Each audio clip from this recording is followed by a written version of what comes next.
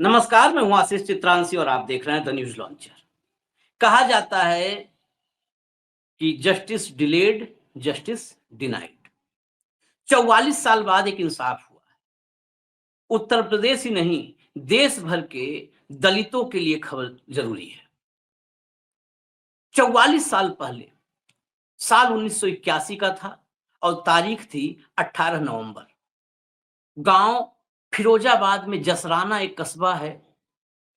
उसी कस्बे का एक जुड़ा हुआ गांव दिहुली गांव। इस दिहुली गांव में शाम 5 बजे डकैतों का एक गिरोह धावा बोलता है। संतोषा और राधे, उस गिरोह के जो मुखिया होते हैं संतोषा और राधे होते हैं। वो दौर था चंबल के बीहड़ों में डकैत गिरोहों का। लेकिन डकैत गिरोह भी आज की तारीख में ये मैं दावे से कह सकता हूं, जितना मैं डकैतों के गिरोहों को पढ़ा समझा, ये गिरोह भी दो थे। एक उच्च जातीय डाकू थे, डकैत थे, और दूसरे डकैतों का गिरोह था वो जो है छोटी जातियों के, बैकवर्ड क्लासेज के, जैसे फूलन देवी का गिरोह था, निषाद थी, ऐसे था। यानी वो शोषित थे, पीड़ित थे। तमाम शोषणों के बाद वो बागी हो चले थे, हथियार उठा लिया था। लेकिन ये गिरोह जो देहुली गांव में अटैक करता है, ये सवर्ण जो है उच्च जातीय डकैतों का गिरोह होता है। संतोषा, उसका नाम होता है संतोष सेन, और राधे, ये दोनों सवर्ण उच्च जातीय डकैत थे, सरगना थे। 1952 में ठाकुर जय सिंह के घर में इस संतोषा का जन्म हुआ था। वो कानपुर के जूट मिल में नौकरी करते थे। देहुली गांव था, लेकिन निवासा जो होता है ननिहाल में जाकर के, मतलब जो ससुराल थी ठाकुर जय सिंह की, वहां जाकर के बस गए। मामला एक दलित का एक उच्च जाति की महिला के घर में आने जाने का था। उस महिला के घर में उच्च जाति की महिला थी, दलित भला कैसे आ जा सकता है? यही मान सम्मान को लग गया ठाकुरों के, उच्च जातीय डकैतों के। उन्होंने पहले तो उस दलित की, कहा जाता है वो भी डकैत गिरोह से जुड़ा हुआ था, उसकी हत्या कर दी। उसकी हत्या के बाद, ये कहानी इसलिए बता रहा हूं कि आज इसमें 44 साल बाद सजा सुनाई गई है। अभी आप सजा सुनेंगे, पूरी कहानी समझेंगे, तो जान जाएंगे कि हिंदुस्तान की रफ्तार, जो 1000 साल बाद मोदी जी जो तस्वीर दिखा रहे हैं हिंदुस्तान की, उस तस्वीर में कितनी सच्चाई है और कितना फसाना है। उस दलित को, जो उच्च जातीय महिला के घर में आता जाता था, उसकी हत्या कर दी जाती है। हत्या राधे और संतोषा, ये इनके गिरोह के लोग करते हैं।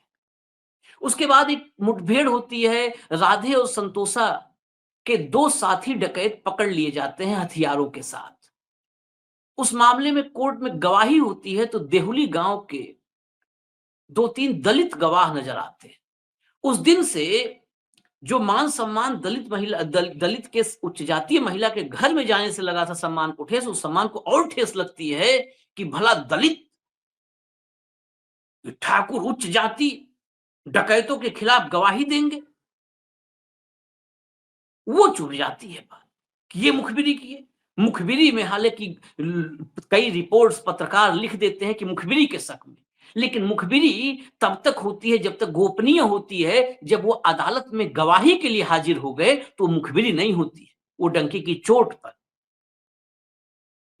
चोट पर अपराध को एक्सपोज करना होता है। वो चुभ गया। 18 नवंबर 1981 की जो तारीख मैंने बताई, संतोषा और राधे अपने डकैतों के गिरोह के साथ अटैक करते हैं। जो दलितों का मोहल्ला होता है, गांव में भी डिवीजन आज भी देखने को मिलता है। वो तो जो है गांव के दक्षिण में ये रहेंगे और उत्तर में रहेंगे, ऐसा डिवीजन है, जो लोग गांव को जानते हैं। दलितों का जो गांव में जो मोहल्ला था, उस पर अटैक होता है, घेर लेते हैं। जो मिलता है, जहां मिलता है, भून देते हैं। 24 लाशें गिरी, 24 लाशें। वहां घात लगाए बैठे रहे घेर करके, जो निकलता, महिलाओं को मारा, बच्चों को मारा, पुरुषों को तो मारा ही मारा। 24 दलितों की लाश उत्तर प्रदेश के फिरोजाबाद के मेहुली गांव में गिर गई। लेकिन बात यही न थमी, उसी गांव में ठाकुर मोहल्ला भी था। रात के 1:30 बजे तक ठाकुर मोहल्ले में जाकर के संतोषा और राधे ने, जो उच्च जातीय खुद थे, उन्होंने पार्टी की दावत उड़ाई। ठाकुर मोहल्ले में पंचम सिंह, रवेंद्र सिंह, युधिष्ठिर सिंह, रामपाल सिंह, ये वो नाम हैं जो अभी भी मीडिया रिपोर्ट्स में दर्ज हैं, जिनके घरों पर जिन्होंने मेजबानी की और जिनके घरों पर रात के 1:30 बजे तक 24 लाश बिछाने के बाद ये उच्च जातीय डकैतों ने दावत उड़ाई। रात के 1:30 बजे तक दावत उड़ाने के बाद ये गए। उस मामले में उसके बाद तो पलायन शुरू हो गया। घर छोड़ करके, जिसके घर में लाशें करीब-करीब हर घर में थी, 24 लाशें थी। जिनके घर में लाशें नहीं थी, वो भी दहशतज़दा थे। भीतर से मर चुके थे, आत्मा मर चुकी थी। घर और गाँव छोड़ना शुरू कर दिया। पुलिस की छावनी आई। उस दौर में आप देहुली गाँव को इस वजह से भी जान सकते हैं कि ये शायद ऐसा इकलौता गाँव हो जहाँ पर देश का हर हाई प्रोफाइल नेता, हर बड़ा नेता आया हो। प्रधानमंत्री इंदिरा गांधी देहुली गांव में आई। उन्होंने आकर के वहां पुलिस चौकी बनाने का आदेश दिया ताकि पलायन रोका जा सके। इंदिरा खुद आई। वीपी सिंह उस वक्त उत्तर प्रदेश के मुख्यमंत्री थे। विश्वनाथ प्रताप सिंह गांव गए। अटल बिहारी वाजपेयी गांव गए। उस दौर में बाबू जगजीवन राम कभी कांग्रेस में इंदिरा गांधी के साथ थे। वो उस वक्त में जो है विपक्ष के नेता हो चुके थे, दलितों के नेता माने जाते थे। बाबू जगजीवन राम उस गांव में आए, देहुली गांव में आए। खैर, किसी तरह गवाह कुछ तैयार हो गए और 17 लोगों पर एफआईआर दर्ज हुई।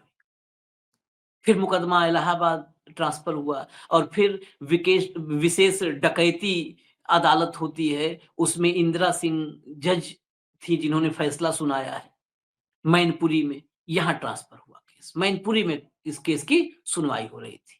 4 दिन पहले जो है फैसला आ गया था और आज मतलब तारीख जो है 18 को फैसला सुना दिया गया। ये फैसला सुनाया गया तो इसमें 3 आरोपियों को सजाए मौत, आरोपी नहीं दोषी तो करार दिए जा चुके थे 4 दिन पहले, 3 दोषियों को सजाए मौत, फांसी की सजा सुनाई गई और 50,000 का जुर्माना लगाया। एक फरार है, उस पर नॉन अवेलेबल वारंट जारी किया गया। एक फरार है, अब तक फरार है जब से घटना हुई। अब असली बात, 13 की मौत हो चुकी है।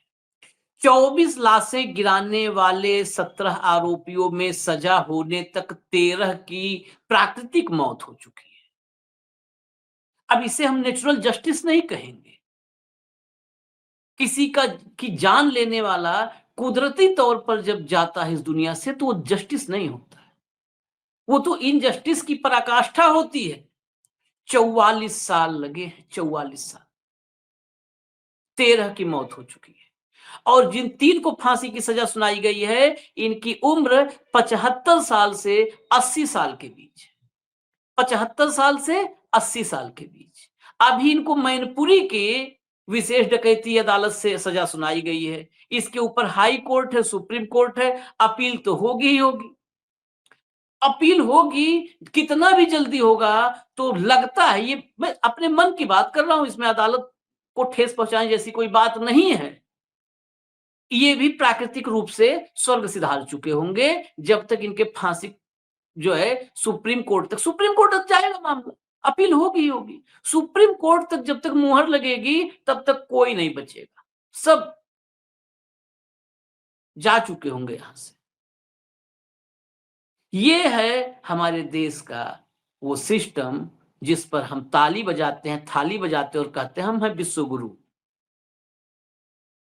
यही सिस्टम।